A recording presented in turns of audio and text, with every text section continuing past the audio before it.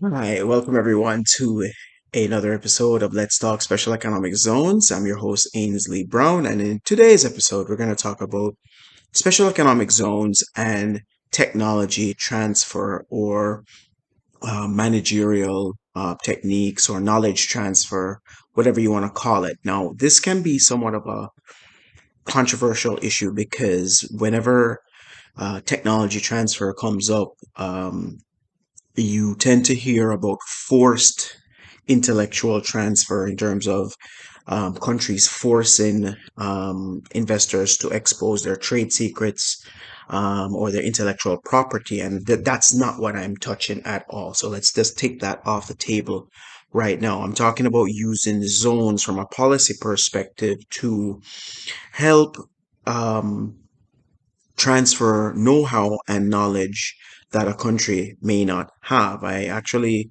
recently did a paper in collaboration with a colleague of mine, which should come out either the end of 2022 or early 2023. And you'll get more, I'll give you more information on that at another time. But we spoke about in that paper about the capabilities of a country, how you build capabilities. And this is from a particular economist. I think it's Richard Kaufman. I have to look that up. I'll put it in the comment down below. Can't remember his name right now off the top of my head. And he speaks about, building the capabilities. Also, UNCTAD has um, a framework and a measuring tool that speaks about building the country's capacity, the PCI, Productive Capacity Index. And it's a very interesting tool because it looks at a country's capabilities from different dimensions, entrepreneurship, innovation, human capital, a variety of infrastructure, a variety of um, dimensions, and it ascribes a score based on where the country is and what it has done. And when you look at that, you're trying to look at how can zones be used to build out the knowledge or capabilities of a country. So if it is that you're saying, okay, I want to build cars in my country, but you've never built a car, how do you get that knowledge? You're going to have to acquire it from elsewhere. You have to invite those investors that have done it before. Um, One of the big car companies, or maybe they're component manufacturers. You may want to focus in an area. You could say, well, I'm going to be focus on spark plugs, or I'm going to focus on batteries, or I'm going to focus on brake pads. Whatever part of the car that you decide that you're going to focus on, you're going to need the capabilities to be able to do that, right? And you have to build that, of course, through education, put in the proper infrastructure that supports it, the laws, the hard and soft infrastructure, all of that has to be there, yes.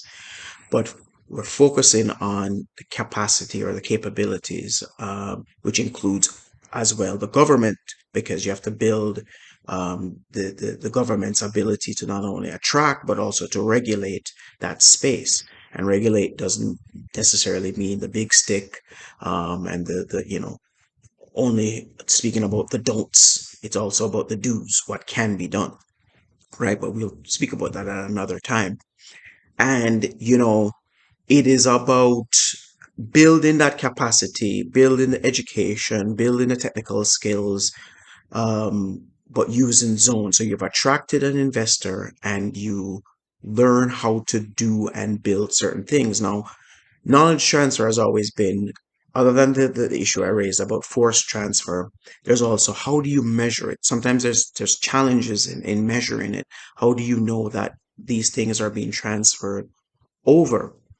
Um, One country that shows, I wouldn't say measurement, but shows results, Bangladesh, in terms of its garment sector. It started with one company, believe it or not, one company.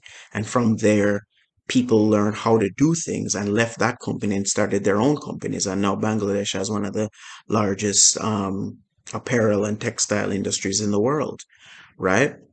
So these things are definitely possible, and it is also something that can be programmed in and focused, um, in terms of policymakers saying we're going to focus on this. So if it is, as I said, you want to do automotive, well, let's train. Let's figure out which part of the automotive value chain that we can come in, and let's add some value. Let us. We don't have to invent something. That would be great, but we can add value. You can look at it from the different types of value. Is it that you can do the production side, which there are many components, or could you do something in terms of logistics side, in terms of postponement, um, holding parts, or shipping parts through you, um, adding certain level of value, picking and packing, and sending different parts to different plants around the world, or different plants within a particular jurisdiction. You hear more of these days about nearshoring and reshoring and all of that. What exactly can we do, and where should we start? Now, of course, remember, where you start is not necessarily where you're going to end, right? So you start somewhere with the vision that you're going to build over time. So you could start with that logistics, saying, okay, this is a great place to store your different parts, and we will, hold on to them. And whenever you need them, we'll make sure that you get your stuff on time.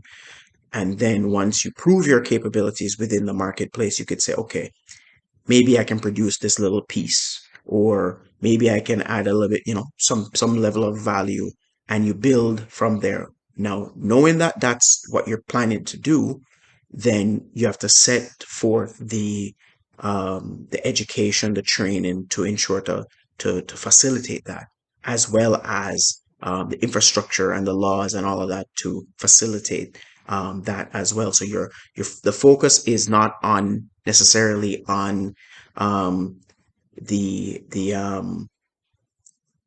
clearing bottlenecks, or clearing, or doing the ease of doing business, but on building capacity, building the capabilities. Because I believe that if that's a focus area, the other area will come in terms of ease of doing business. It will be a natural offshoot of building that capacity and building those capabilities. So if you like this episode, please like, share, subscribe. If you want to see me do an episode, just leave a comment down below, and I'll get right back to you.